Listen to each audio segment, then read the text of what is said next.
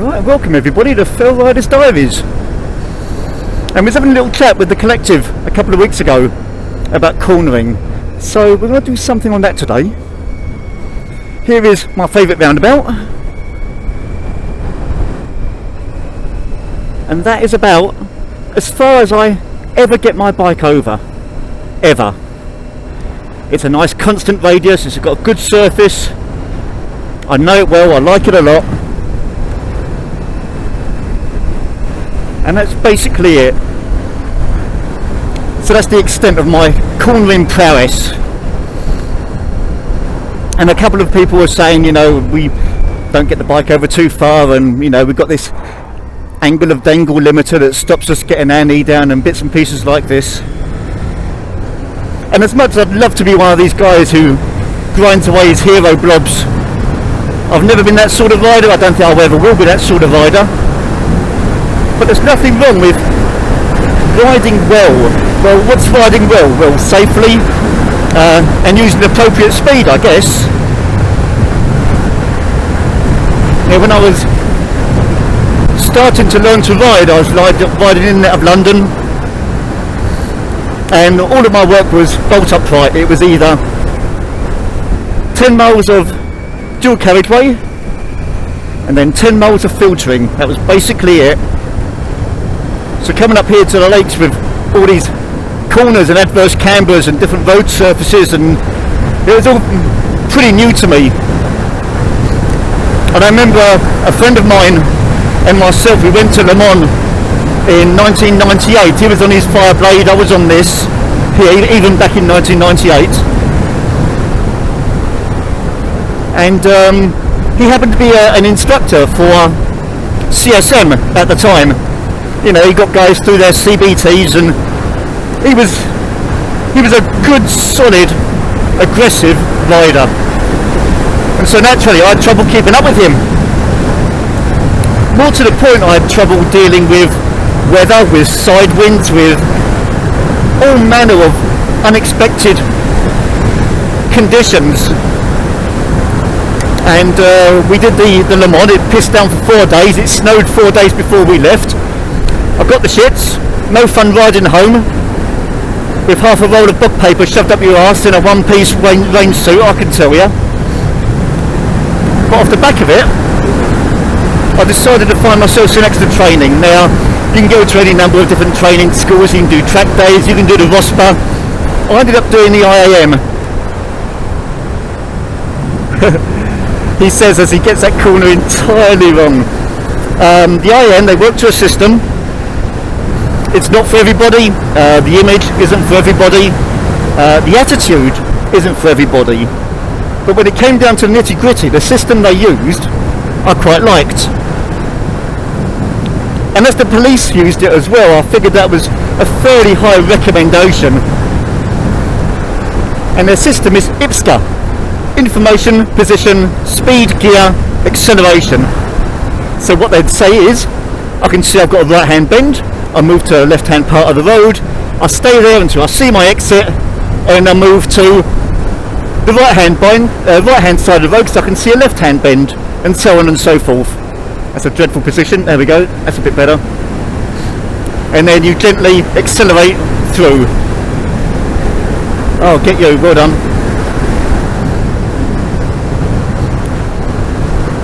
And that's basically what happened. You do it the whole time.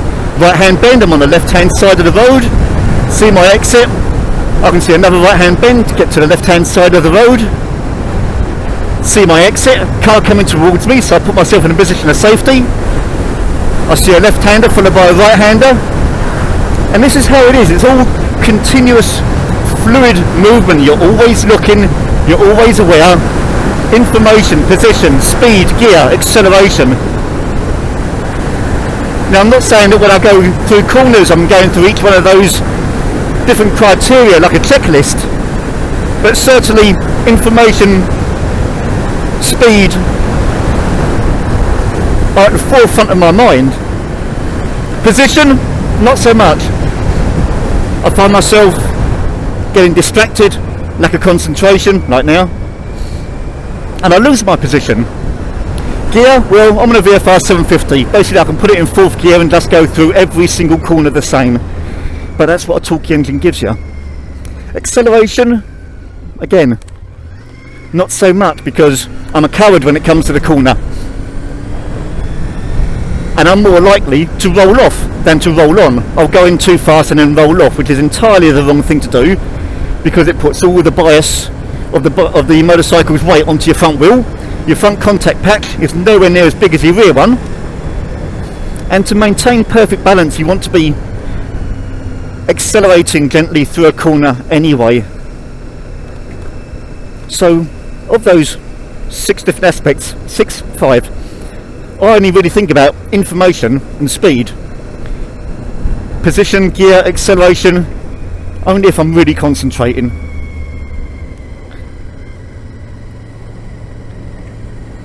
But I like the system. I like it because it puts into my head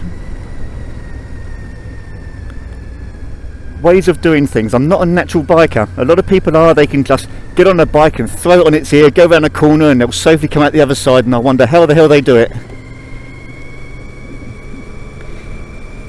But me, I'm much more of an analyst.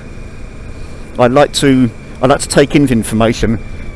You know, I see the car in front, the guy walking beside me on the right hand side, more people on the left hand side, a mini roundabout up ahead. I can see the 2 exits off it, and I'll look at all these things.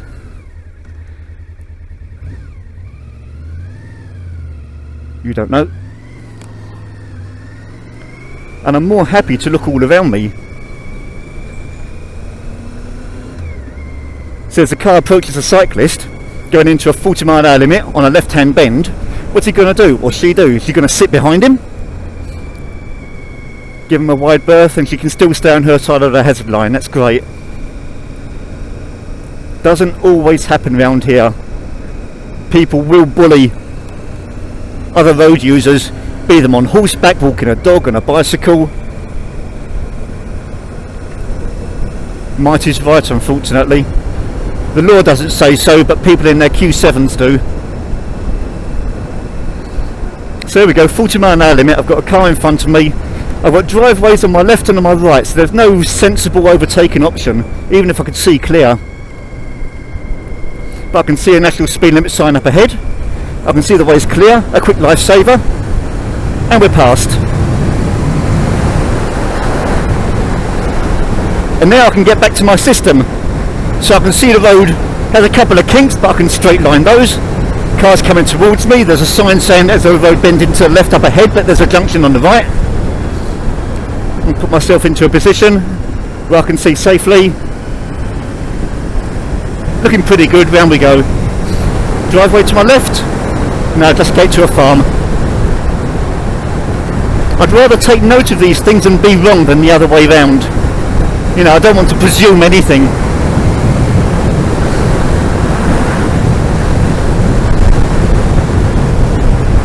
£60 mph, that does me a treat. If I was on a motorway, if it was like this with nothing on it, I'd much prefer to do 80, 85. I don't see the danger in that at all, despite what they might say at these speed awareness courses. I think speed should be appropriate. I don't need a guidebook or a number in a sign to tell me that 68 is going to be dangerous in fog, or that 85 isn't going to be dangerous on a dry straight road.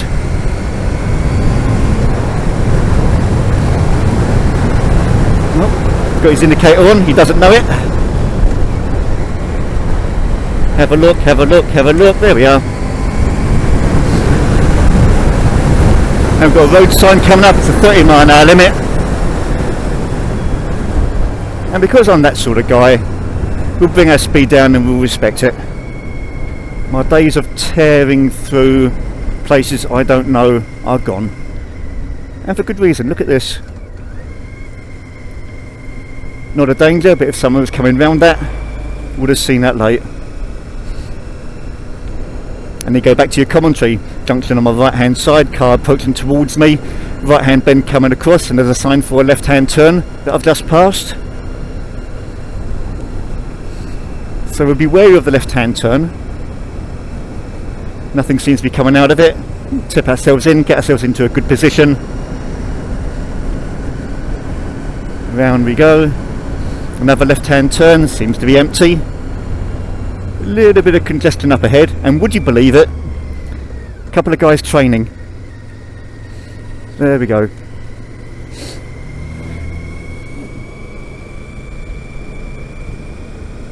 Remember those days.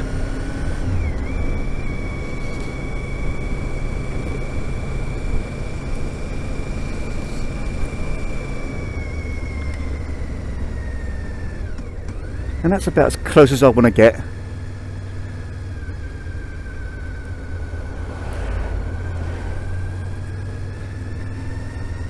But left-hand turn, everyone seems to be very gentle about this. Junction on my left-hand side, sign telling me the road twists and turns, entering national speed limit. We have a quick look what we got. It's looking pretty good. We go past 1. Looking pretty good. Go past 2. There's my junction on the right. Take position of defence just in case. Car coming towards me, so I'll stay here. He's gone. Back out into our position for the left hand turn. 40-mile limit, down we go.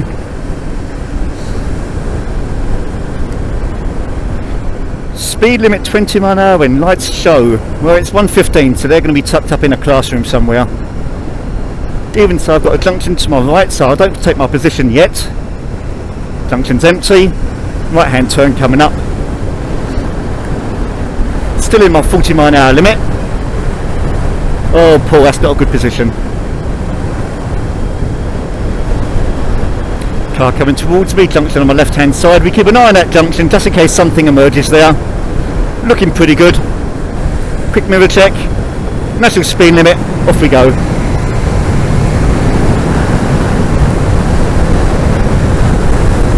Road bends to the left. Car's braking in front of me. Take our position, tip it in.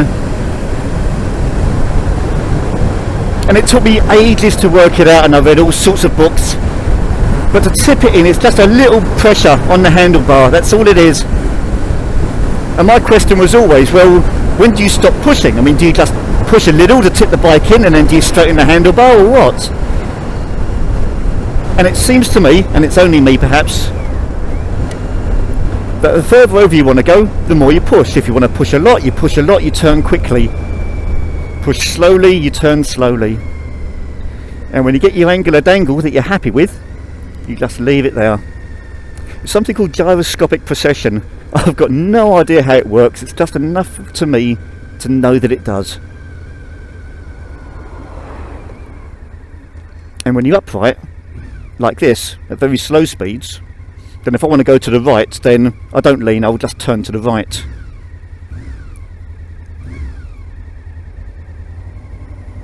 Now hopefully I won't have to put my foot down. Don't like putting my foot down. If I have to put my foot down, I haven't thought hard enough about what's in front of me as far as I'm concerned. There we go. And I guess that's the part of the 5-point criteria I really enjoy, is the information. I like looking out for things. I like preparing for you know, a hazard that's going to be coming up ahead. I like the planning part of it. It's just the speed, gear and acceleration that gives me the willies. But on this occasion, it looks like I might just have to touch down. There's no shame in it. There we go. But we keep a good distance from the car in front. Not that anything's going to happen on this particular instance, but if you were in a traffic jam, if you were on a hill, you don't want this guy in front of you rolling backwards or reversing to make a U-turn or something stupid like that. Tread and tyres. Tarmac and tyres, beg your pardon. That's amber, I'm already through. Stop only if it's safe to do so. Now bollocks to that. Amber, I'm through.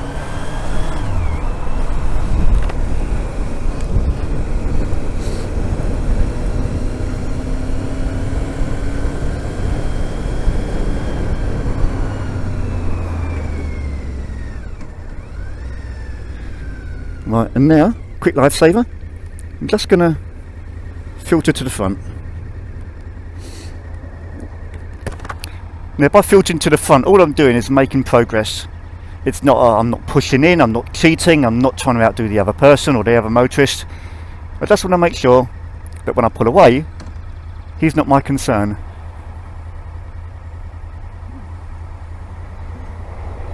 No, not yet.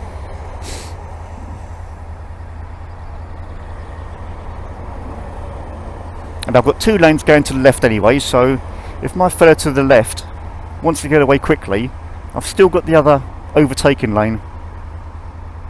But while I'm here, looking at the traffic ahead of me, notice a couple of wagons have gone past, a caravan's gone past, and you recognise this because they're going to be slow, or at least slower than you. Quick lifesaver, down we go. And now we're in a position to get past these wagons and caravans. Now as we approach the M6, a little bit of local knowledge tells me that there's going to be 3 lanes in front of me, and most of the wagons are going to be going left or right because that's north-south on the M6. So what I really want is the middle lane. I'm just going to pull in behind this guy. A little too close for my liking, but okay, he's got the middle lane. I'll take the left-hand lane then, the near side. That's on amber as well, that's no problem. A66. Quick mirror check, quick signal. So I've got 2 panel vans in front of me. Following a Merc. Lifesaver, signal, down we go.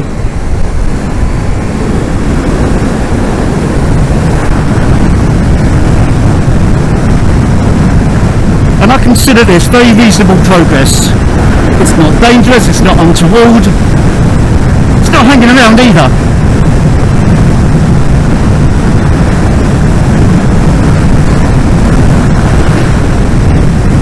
Past the last of my hazards, quick mirror check, lifesaver, over we go.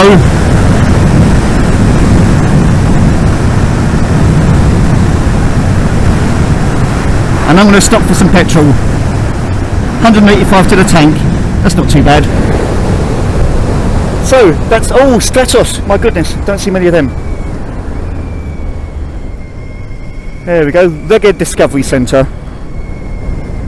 And that's me. And that's your lot. So take care everyone, and I'll speak to you all soon.